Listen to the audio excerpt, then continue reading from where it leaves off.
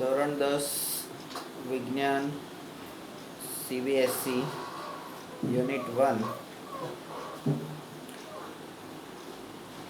Chemical reactions and equations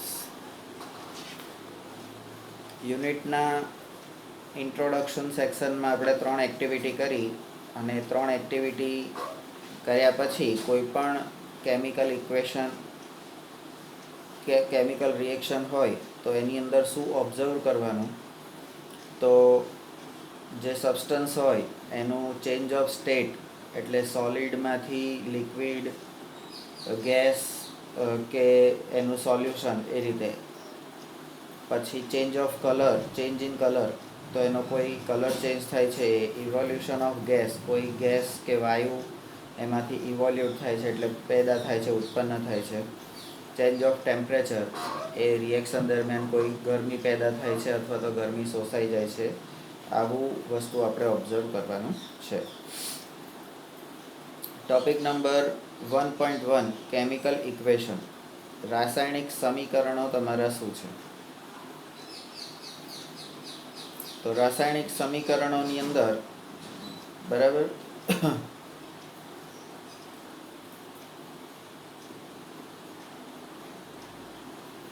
activity 1.1 can be described as, આપણી 1.1 નંબરની activity હતી એટલે અહીંયા આગળ મેગ્નેશિયમની પટ્ટીને આપણે સળગાવી હતી અને એની રખ્યા, એની એશ એ પેલા વોચ ગ્લાસની અંદર આપણે લીધી હતી. તો can be described as when a magnesium ribbon is burned in oxygen. જ્યારે આ મેગ્નેશિયમની રિબન એટલે કે પટ્ટી એ બર્ન ઇન ઓક્સિજન, ઓક્સિજનની હાજરીમાં એને બાળવામાં આવે છે ત્યારે it will converted to magnesium oxide. તો એ મેગ્નેશિયમની પટ્ટી એ મેગ્નેશિયમ એની અંદર ઓક્સિજન ભળે છે એટલે મેગ્નેશિયમ ઓક્સાઇડ બની જાય છે. This description of a chemical reaction in a sentence, એટલે કેમિકલ ઇક્વેશન જે હોય છે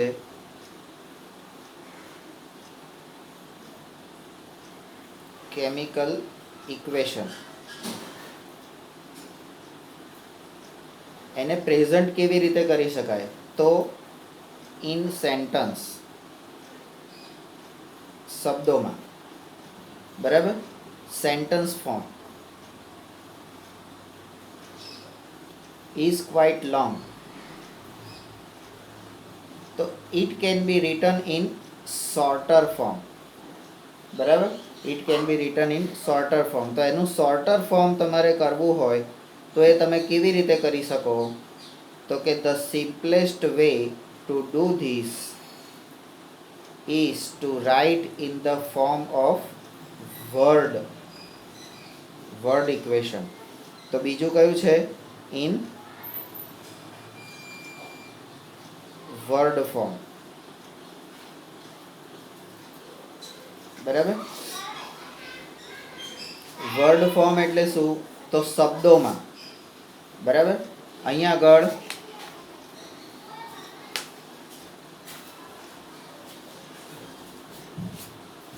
શબ્દોમાં એટલે આ જે તત્વ છે આ Mg છે. તો Mg એટલે શું? તો કે મેગ્નેશિયમ. O2 એટલે શું? તો કે ઓક્સિજન, બરાબર. તો એને શબ્દોમાં લખવાનું રહેશે. અને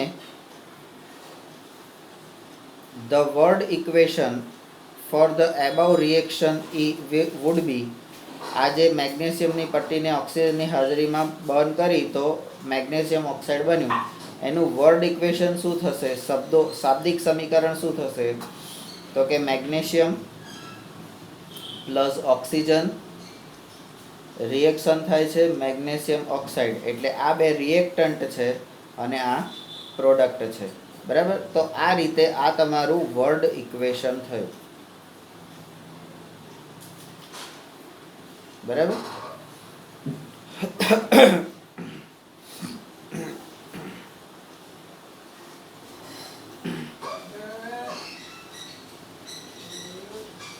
તો આ જે છે એ તમારું વર્ડ ઇક્વેશન થયું. આ magnesium plus oxygen plus magnesium oxide એટલે ઇક્વલ ટુ મેગ્નેશિયમ ઓક્સાઇડ, બરાબર. હજી આનું ત્રીજું રૂપ કયું છે તો કે આનું શોર્ટ ફોર્મ એટલે આ Mg plus O2 plus MgO. તો આ શું થયું તમારું રાસાયણિક કેમિકલ ઇક્વેશન. શું થયું?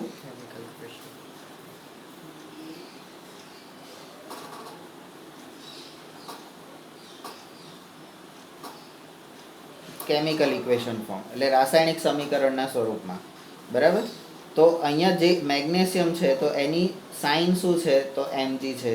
તો એ રીતે રાસાયણિક સૂત્રો જે કહીએ એના આધાર ઉપર હવે લખવાનું છે, બરાબર. હવે number 2,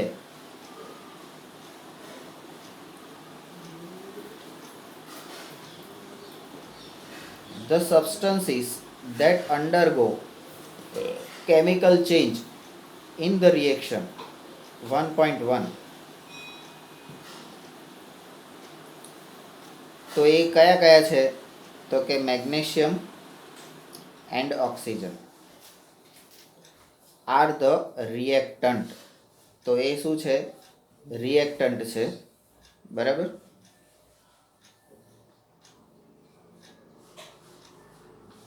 the new substance is magnesium oxide. નવો જે સબસ્ટન્સ બન્યો એ magnesium oxide formed during the reaction as a product, બરાબર. તો એ શું થયું? તમારું પ્રોડક્ટ થઈ, બરાબર. Number the word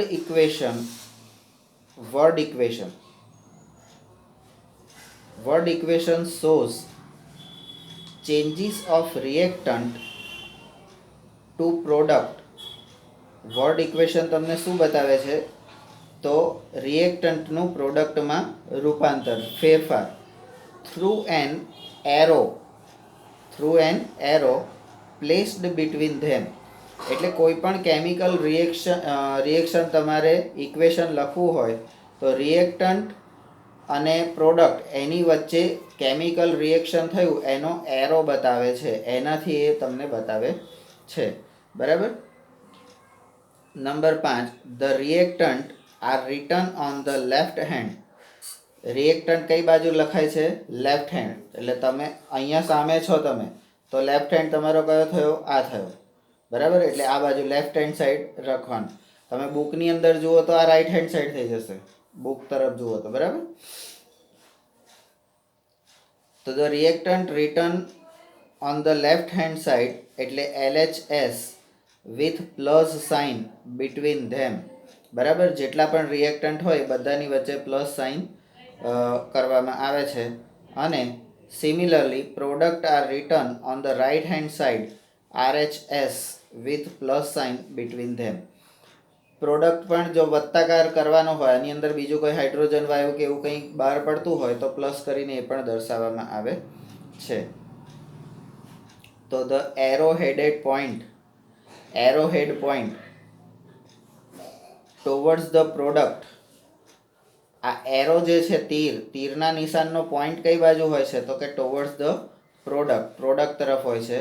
and shows the direction of reaction. અને એ શું બતાવે છે? પ્રક્રિયાની ડાયરેક્શન. એટલે રાસાયણિક પ્રક્રિયા જે હોય છે એની ડાયરેક્શન, દિશા બતાવે છે, બરાબર.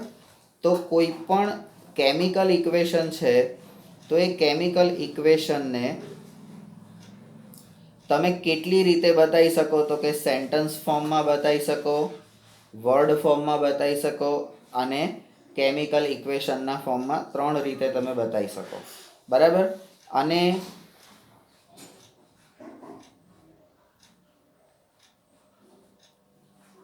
પ્લેસ એટલે બીજું અહીંયા આગળ હવે શું આપણે આ તો કે આઈડેન્ટિફિકેશન.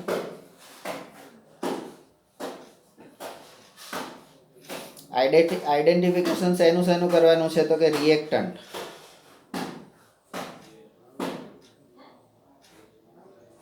બીજું તો કે પ્રોડક્ટ. ત્રીજું તો કે એરો, બરાબર. તો આ બધું આઈડેન્ટિફિકેશન એટલે રિએક્ટન્ટ કઈ બાજુ હોય તો કે લેફ્ટ હેન્ડ સાઈડ હોય. કેવી રીતે બતાવાય છે તો પ્લસ સાઇનથી. પ્રોડક્ટ કઈ બાજુ હોય તો કે રાઈટ હેન્ડ સાઈડ હોય. બરાબર, એ પણ પ્લસની નિશાનીથી બતાવવામાં આવે છે. એરો શું બતાવે છે તો એરો પ્રોડક્ટ તરફ એનું પોઈન્ટ હોય અને એ શું બતાવે છે તો રિએક્શનનું ડાયરેક્શન બતાવે છે. બરાબર, તો આ કેમિકલ ઇક્વેશન, આ આખા એમાંથી આપણે જે લેવાનું છે એ આટલું સમજવાનું અંદર. બરાબર, પછી હવે તમને બતાવે છે 1.1.1 રાઇટિંગ અ કેમિકલ ઇક્વેશન. રાસાયણિક સમીકરણ છે એને કેવી રીતે લખાય છે. બરાબર છે, તો નંબર 1, આપણે કોઈ પણ ટોપિક ભણવાનો હોય, કોઈ પણ પેરેગ્રાફ ભણવાનો હોય તો દરેક ફૂલ સ્ટોપે નંબરિંગ કરી દેવાનું. બરાબર, એટલે અલગ અલગ થઈ જાય. આ ફકરાને તમે નંબર પ્રમાણે ગોઠવી દો તો એ તમને છૂટું છૂટું થઈ જાય તો ફાવે. બરાબર, તો is there any other shorter way for representing chemical equation. બરાબર, આ સેન્ટેન્સ ફોર્મમાં તો બહુ લાંબુ થઈ જાય. વર્ડ ફોર્મમાં હજી થોડું અઘરું પડે. કેમિકલ ઇક્વેશનના ફોર્મમાં તો કે હજી કોઈ શોર્ટર વે છે એમ કે રિપ્રેઝન્ટ? તો કે number 2, chemical equation can be made more concise. More concise એટલે હજી નાનું. And useful, more concise and useful if V use chemical formula instead of word. તો અહીંયા ત્રીજો ભાગ શું આવશે? Chemical formula. ફોર્મ્યુલા એટલે સૂત્ર. બરાબર,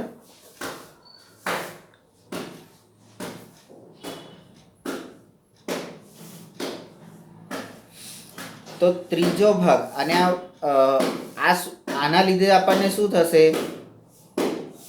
તો કે મોર કન્સાઇઝ એન્ડ યુઝફુલ. બરાબર, નાનું પણ થઈ જશે, જલ્દી સમજમાં આવશે અને ઉપયોગી પણ થઈ જશે. બરાબર, number 3, a chemical equation represent a chemical reaction. Chemical equation represent chemical reaction. Number 4, if you recall formula of magnesium.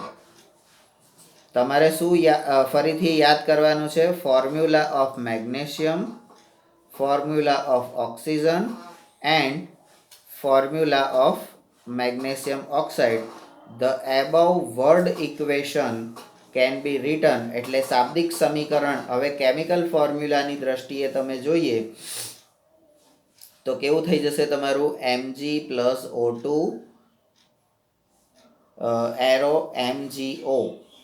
બરાબર, એટલે આ જ ઇક્વેશન તમે સૌથી પહેલા શું કીધું તો કે when magnesium ribbon is burn in oxygen it get converted into magnesium oxide.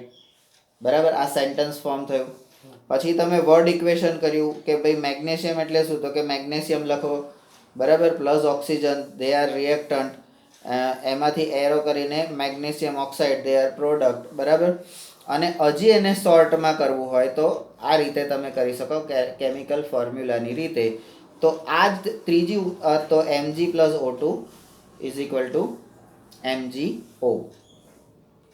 બરાબર છે, 3, 4.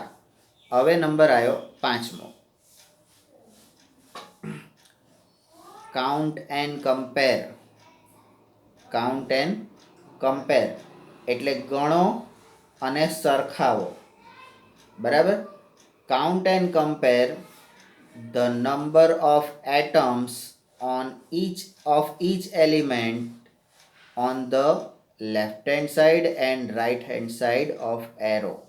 બરાબર, હવે આ ઇક્વેશન તમે લખ્યું કેમિકલ ઇક્વેશન, પણ એ બરાબર છે કે નહીં, કમ્પ્લીટ છે કે નહીં, એના માટે શું કરવાનું તો કે process, right way to write CE CE means chemical equation, બરાબર. તો એમાં નંબર 1 અહીંયા શું, તો કે count and compare the atom of each element on both side, બરાબર. બીજું શું કરવાનું, is the number of atoms of each element the same on both the side, if yes, બરાબર. જો બંને સાઈડના એલિમેન્ટ શું બંને સાઈડના જે તત્વોની સંખ્યા છે એ બરાબર છે, તો કે હા. તો એનો જવાબ જો હા હોય, then the equation is balanced, બરાબર. તો આમાં શું છે, તો કાઉન્ટ એન્ડ કમ્પેર, તો એનાથી શું મળશે આપણને, બેલેન્સ્ડ ઇક્વેશન,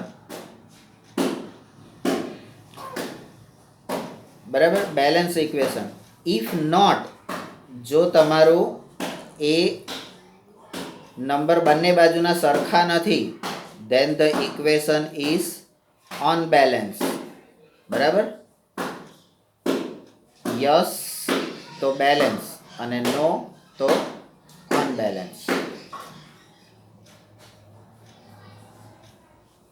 બરાબર. કેમ આવું થયું, તો કે because the mass is not the same on both side of the equation, બરાબર. માસ એટલે દરેક પદાર્થનો જે જથ્થો છે એ બંને બાજુના ત્રાજવામાં તમારું સરખો નથી, બરાબર. કાલે તું કહેતો હતો ને કે ભાઈ વેફર આ બાજુ પેલા વાંદરા જેવું કરે છે, એક આમાંથી વધારે હોય તો એક લઈ લે છે, આમાંથી વધારે હોય તો એક લઈ લે છે, એ રીતનું અહીંયા થયું. તો બંને સાઈડે તમારા બંને સરખું રહેવું જોઈએ, બરાબર. પછી શું કહે છે, such a chemical equation is skeletal chemical equation of reaction. તો આ રીતે થયેલું તમારું કેમિકલ ઇક્વેશનને શું કહે છે, સ્કેલેટલ કેમિકલ ઇક્વેશન, બરાબર. સ્કેલેટલ એટલે શું, હાડકાનું આપણું બંધારણ, બરાબર. તો બંધારણીય રાસાયણિક સમીકરણ કહેવામાં આવે છે.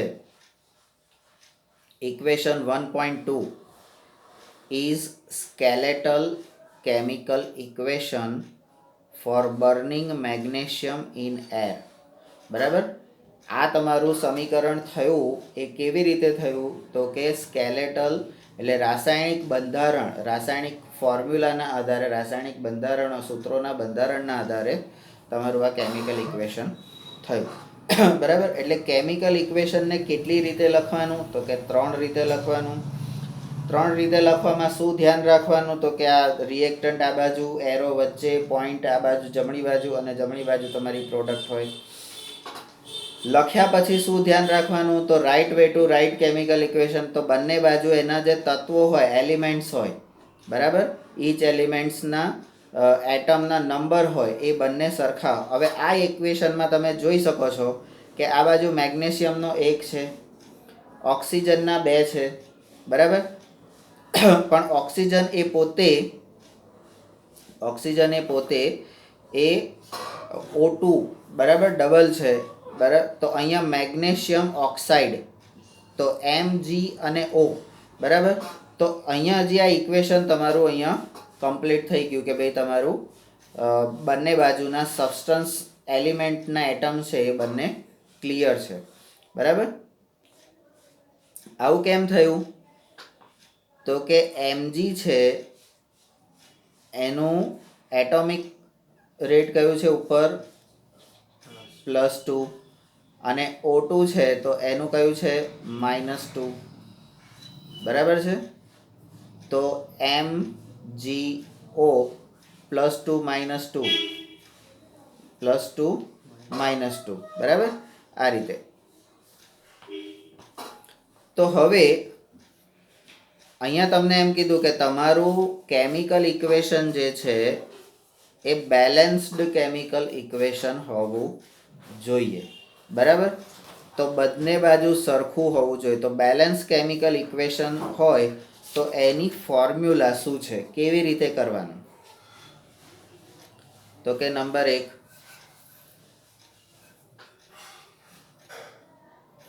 recall the law of conservation of mass. Law of conservation of mass, બરાબર? દ્રવ્ય સંચયનો નિયમ, બરાબર? દ્રવ્ય સંચયનો નિયમ શું કહે છે કે આ પૃથ્વી પર જેટલું પેદા થાય છે એટલો નાશ થાય છે. એટલે એનર્જી જે છે તો એનર્જીને ઉત્પન્ન પણ કરી શકાતી નથી ને એનો નાશ પણ કરી શકાતો નથી, બરાબર? તો એ દ્રવ્ય સંચયનો નિયમ એવી રીતે છે. હવે દ્રવ્ય કન્ઝર્વેશન ઓફ માસનો લો ક્યાં છે? તો સ્ટડીડ ઇન સ્ટાન્ડર્ડ 9, બરાબર? તો સ્ટાન્ડર્ડ 9ની અંદરથી એના સાયન્સની બુકમાંથી તમારે કન્ઝર્વેશન ઓફ માસ,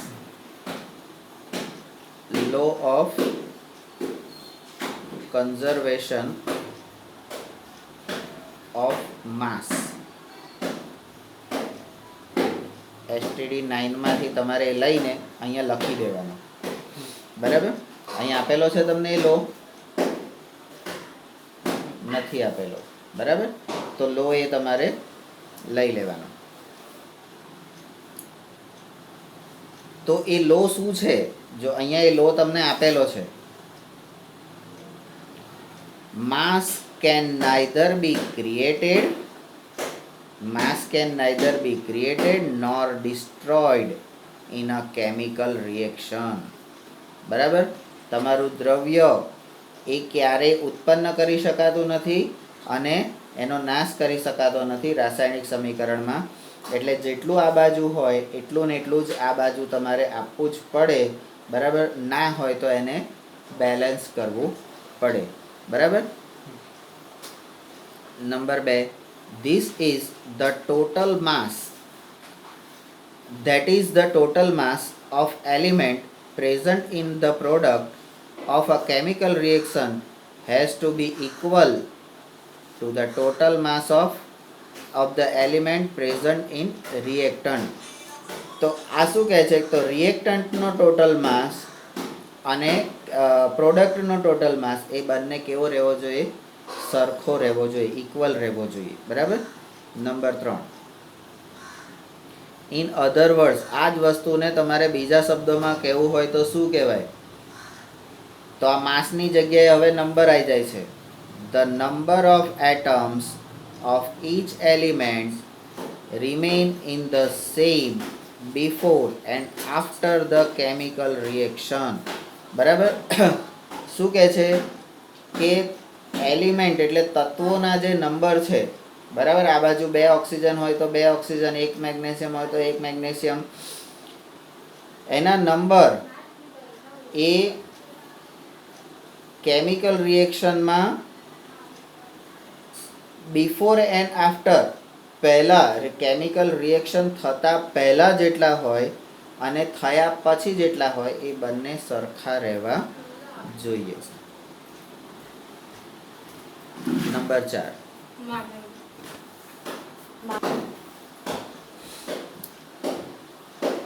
તો એલિમેન્ટના જે નંબર છે એ બંને બાજુ માસ અને નંબર ઓફ એલિમેન્ટ બંને બાજુ સરખા રહેવા જોઈએ.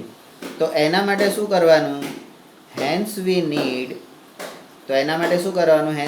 Two balance a skeletal chemical equation. આ સ્કેલેટલ કેમિકલ ઇક્વેશન જે છે એને આપણે બેલેન્સ કરવું પડે આના માટે, બરાબર? તો number 5, is the chemical equation 1.2 balanced? શું આ બેલેન્સ છે? Let us learn about balancing a chemical equation step by step. તો અહીંયા આગળ હવે આપણે કયું આવશે? સ્ટેપ્સ ઓફ બેલેન્સિંગ CE, બરાબર? Steps of balancing CE means chemical equation.